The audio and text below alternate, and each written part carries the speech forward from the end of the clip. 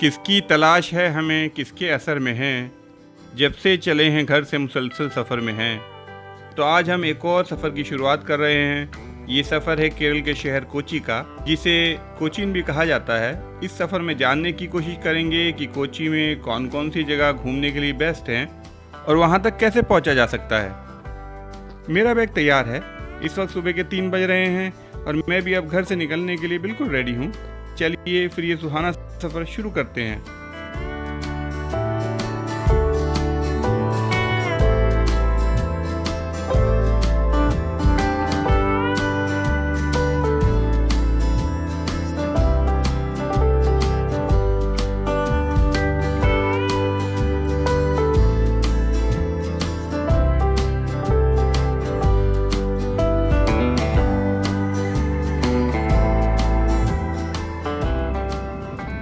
ये इंडिगो की फ़्लाइट है जो कि रनवे पर आ चुकी है और टेक ऑफ होने के लिए एकदम रेडी है।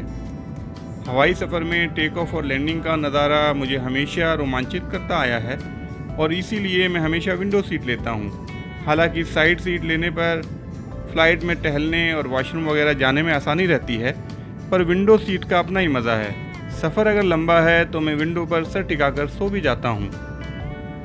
सुबह एकदम निकलने को है। आईजीआई एयरपोर्ट के ऊपर से आगे जाते हुए नज़ारा बहुत ही दिलकश है। मैंने 10 दिन पहले ही टिकट बुक करा लिया था, इसलिए मुझे नई दिल्ली से कोचीन के लिए इकोनॉमी क्लास का ये टिकट लगभग 8,000 का पड़ा। बिजनेस क्लास में 16,000 के करीब का ऑप्शन था। अगर आप बाई एयर जा रहे हैं तो दिल्ली से कोची का सफ़र 3 घंटे का है। अगर आप ट्रेन से जाना चाहते हैं तो नई दिल्ली से केरल एक्सप्रेस से सफ़र कर सकते हैं, जो कि एर्नाकुलम टाउन तक की सबसे तेज़ ट्रेन है और लगभग 44 घंटे 45 मिनट में 2811 किलोमीटर की दूरी तय करती है, जिसमें सेकंड एसी का किराया लगभग 3500 रुपये और थर्ड एसी का किराया 2500 रुपये के करीब आता है। कोची को एर्नाकुलम भी कहा जाता है, जिसका मतलब शहर का मुख्य भूमि भाग यानी मेनलैंड पार्ट है। ये लक्षद्वीप सागर के तट पर बसा हुआ एक बड़ा बंदरगाह शहर है। कोची नगर निगम तकरीबन 95 स्क्वायर किलोमीटर के एरिया में फैला हुआ है। कोची केरला स्टेट का दूसरा सबसे ज़्यादा पॉपुलेशन वाला शहर है। हालांकि शहरी आबादी के हिसाब से ये केरल का सबसे ज़्यादा आबादी वाला शहर है। साल 2024 के अंत तक यहाँ के मेट्रो एरिया की आबादी 35 लाख होने का अनुमान है। ये 14वीं शताब्दी से ही भारत की पश्चिमी तटरेखा के मसालों के व्यापार का सेंटर रहा है। अरब सागर की रानी के नाम से मशहूर Kochi top rated international tourist destination में से एक है, जहां छुट्टियां मनाने आने वालों को प्री हिस्टोरिक, ऐतिहासिक और आधुनिक युग की झलक बेहद करीब से देखने के लिए मिलती है। कोची असल में केरल का दिल है। ये शहर की फाइनेंशियल कैपिटल है, जहां आईटी सहित कई अन्य कारोबार फल फूल रहे हैं, क्योंकि ये देश के प्रमुख बंदरगाह शहरों में से एक है। इस मेट्रोपॉलिटन सिटी में सब कुछ है जो किसी भी मौसम में आपका मन लुभा सकता है, जैसे कि मेट्रो शहर की सुविधाएं, कुदरत की खूबसूरती और यहाँ का अमेजिंग कल्चर। अगर आप रोमांचक यात्रा करना चाहते हैं या फिर सुकून भरी छुट्टी का लुत्फ उठाना चाहते हैं, यकीन मानिए यहाँ आपको निराशा हाथ नहीं लगेगी। ये दिलकश सी जगह कोची इंटरनेशनल एयरपोर्ट है, जो कि अपने रखरखाव में किसी भी इंटरनेशनल एयरपोर्ट से मुकाबला कर सकता है। अब हम बेहद खूबसूरत कोची एयरपोर्ट से बाहर आ चुके हैं। यहाँ से चेराई बीच की दूरी 27 किलोमीटर है। अगर आप टैक्सी से जाते हैं तो तकरीबन 1 घंटा वहाँ पहुँचने में लगेगा। चेराई बीच कोच्चि में सबसे ज़्यादा देखी जाने वाली जगहों में से एक है। चेराई बीच लोगों को शहर की भीड़भाड़ से दूर आराम करने का मौका देता है। शाम के समय चेराई बीच पर जाने का सबसे अच्छा वक्त होता है, जहां आप खूबसूरत सूर्यास्त यानी सनसेट देख सकते हैं। आप यहां से वाइपिन द्वीप भी जा सकते हैं। वाइपिन द्वीप कोच्चि का बहुत मशहूर पर्यटन स्थल है। ये एक अवरोधक द्वीप यानी बैरियर आइलैंड बनाता है, जो पश्चिम में अरब सागर और पूर्व में पेरियार नदी की सहायक नदियों से घिरा हुआ है। ये आइलैंड लगभग 27 किलोमीटर लंबा है और अपनी कुदरती खूबसूरती, प्राचीन समुद्र तटों और मछली पकड़ने वालों के गांवों के लिए मशहूर है। वाइपिन द्वीप पर कई पर्यटन स्थल हैं, जैसे कि चेराई बीच भी यहीं पड़ता है। यहाँ पर आप मुनाम्बम फिशिंग हार्बर भी घूम सकते हैं, जो कि कोच्चि का सबसे बड़ा मछली पकड़ने वाला बंदरगाह है। इसके अलावा आप यहाँ एलमकुन्ना पुझा सुब्रमण्यम मंदिर, चेराई मंदिर, पुथुवाइप स्थित light house, Sahodaran Ayyappan Smarakam, Cruz Milagres church, Kuzhupilly beach और पल्लीपुरम किला घूम सकते हैं। इसके अलावा डच पैलेस और बोलगट्टी द्वीप भी घूमने के लिए बेहतरीन जगह हैं। इनके साथ साथ शानदार बैक वाटर से घिरा तथा मानव निर्मित विलिंगटन द्वीप भी बेहद खूबसूरत है। इस द्वीप का नाम भारत के भूतपूर्व ब्रिटिश वायसराय लॉर्ड वेलिंगटन के नाम पर रखा गया था। कोच्चि में फोर्ट कोच्चि बीच भी बहुत मशहूर है। साथ ही साथ आप कोडानाड एलिफेंट ट्रेनिंग सेंटर भी जा सकते हैं। केरल कुदरती खूबसूरती के लिए पूरी दुनिया में मशहूर है। अगर आप प्रकृति प्रेमी हैं तो कोच्चि मंगलवनम बर्ड सेंचुरी ज़रूर जाइए। और अगर आप कोच्चि आए हैं और मरीन ड्राइव नहीं गए हैं तो फिर क्या ही किया। जल्दी सभी पर्यटन स्थलों पर अलग अलग डिटेल वीडियो बनाकर आपके साथ शेयर करूंगा। अब हम यहां से निकल गए हैं अपने destination Zuri Kumarakom Kerala spa and resort के लिए, जो कि कोच्चि इंटरनेशनल एयरपोर्ट से लगभग 73 किलोमीटर दूर है। हमारे ग्रुप ने इसके लिए यहाँ से एक बस का इंतज़ाम किया था, जिसमें हमें 2 घंटे का समय लगा और उसमें मस्ती का सफ़र कुछ इस तरह रहा। अगर आप रेल मार्ग या फिर बस से सफ़र करना चाहते हैं तो निकटतम टर्मिनल कोट्टायम में है। हम Zuri Kumarakom Kerala resort and spa पहुंच गए हैं। यहां पहुंचते ही हमारा स्वागत पारंपरिक नगाड़ों के साथ हुआ। माथे पर तिलक लगाया गया और बेहद लजीज नारियल पानी सर्व किया गया।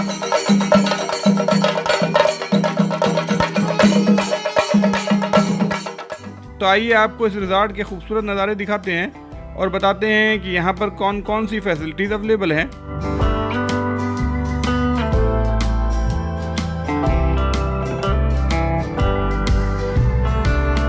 वेम्बनाड झील के शानदार तट पर बसा ये 5 star luxury heritage resort Kerala में भारत के सबसे शानदार हॉलिडे डेस्टिनेशन में से एक है।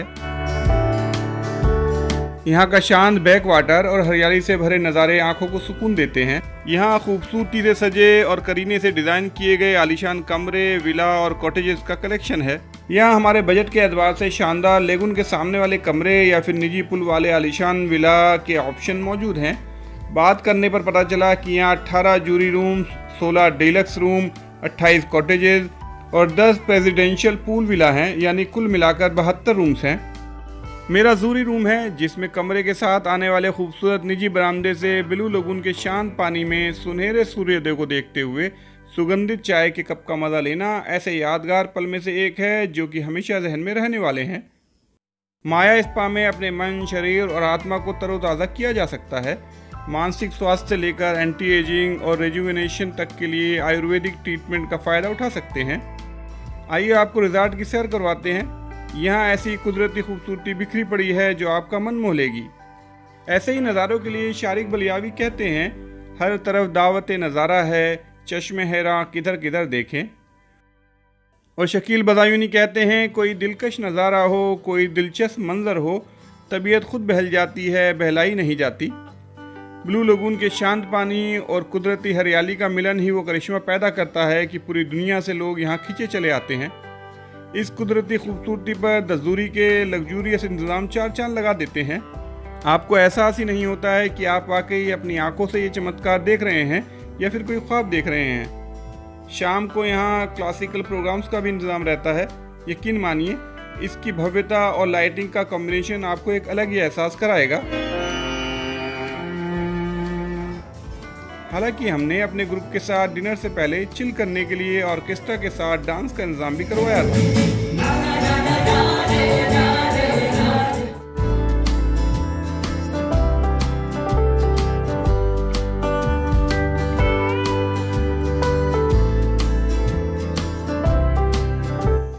डिनर करने के बाद मैं अपने कमरे की तरफ जा रहा हूँ। रात के अंधेरे में झील के किनारे की गई लाइटिंग को निहारते हुए इवनिंग वॉक करना भी बेहद अद्भुत है। यहाँ आए हैं तो हर पल को जीना है, हर मौके का लुत्फ उठाना है। ये सबक अगर सीख लिया तभी आप अपने सफ़र को कामयाब कर पाएंगे, क्योंकि पता नहीं प्रकृति से ये सीधा साक्षात्कार यानी नेचर से यूँ रूबरू होना फिर दोबारा कब मैसर हो। इसलिए किसी भी पल को गंवाना नहीं है, हर एक मौके को अपने मेमोरी बोर्ड पर कैद करते रहिए।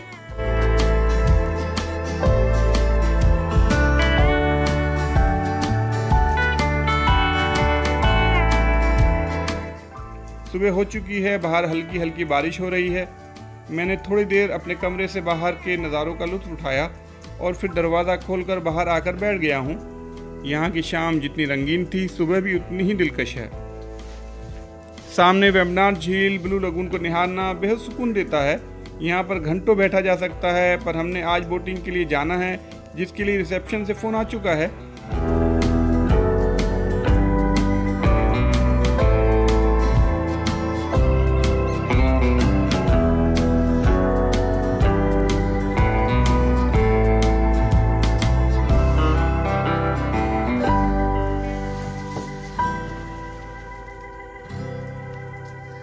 हम रिसेप्शन पे पहुंचे तो फिर से हमारा वेलकम केरल के ट्रेडिशनल ड्रम के साथ किया गया।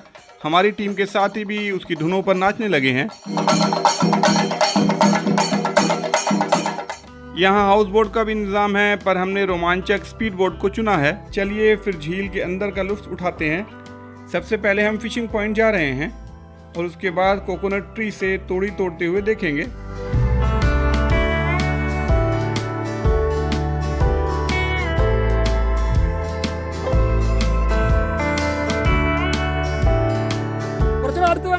ശകലം കൂടെ മുന്നോട്ട് കയറിക്കോ.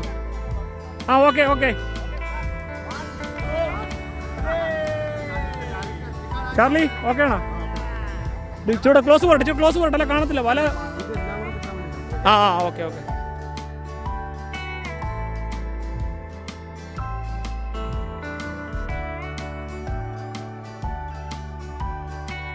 स्थानीय मछुआरे यहाँ फिशिंग के लिए नीचे झील के पानी में उतर रहे हैं। ये मछली पकड़ने का यहाँ का ट्रेडिशनल तरीका है।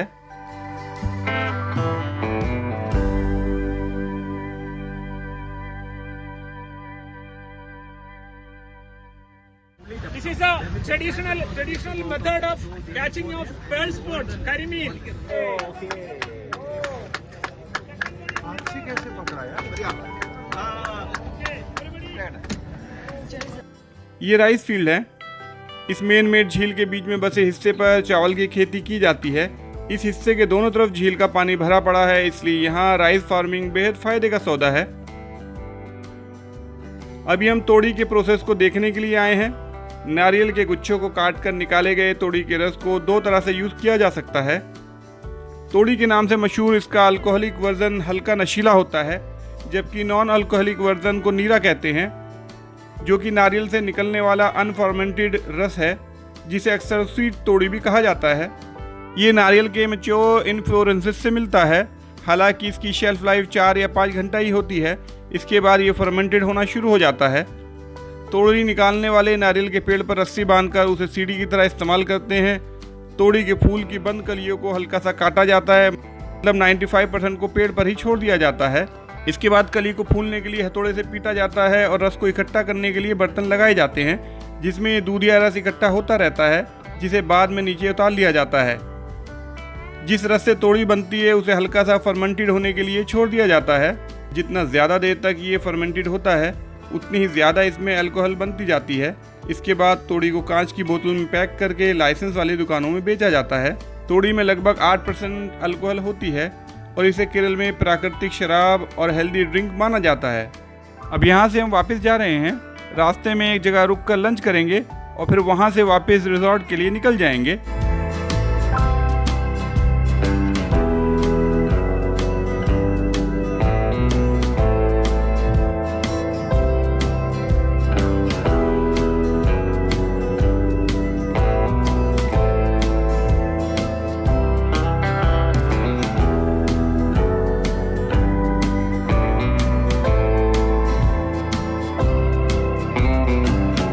बोट से उतरने पर ट्रेडिशनल ड्रम के साथ टीम तैयार थी, पर इस बार हमारे ग्रुप ने उनसे ड्रम लेकर अपने हाथ आजमाना शुरू कर दिया है।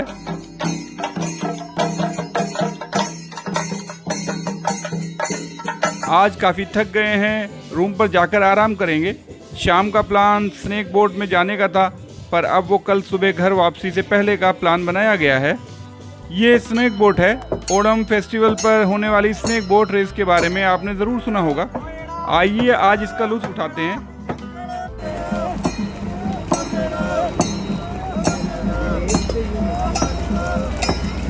केरल अपने मसालों के लिए बहुत मशहूर है। अगर आप केरल घूमने आए हैं तो वापसी में यहाँ के शुद्ध और ताज़ा मसाले साथ ले जाना नहीं भूलें। और ये भी याद रखना है कि मसालों को चेक इन बैगेज में ही पैक करें। बहुत से मसालों को हैंड कैरी में ले जाना अलाउड नहीं होता है। तो आज के लिए गुड बाय। एक नए सफ़र के साथ जल्दी मिलते हैं।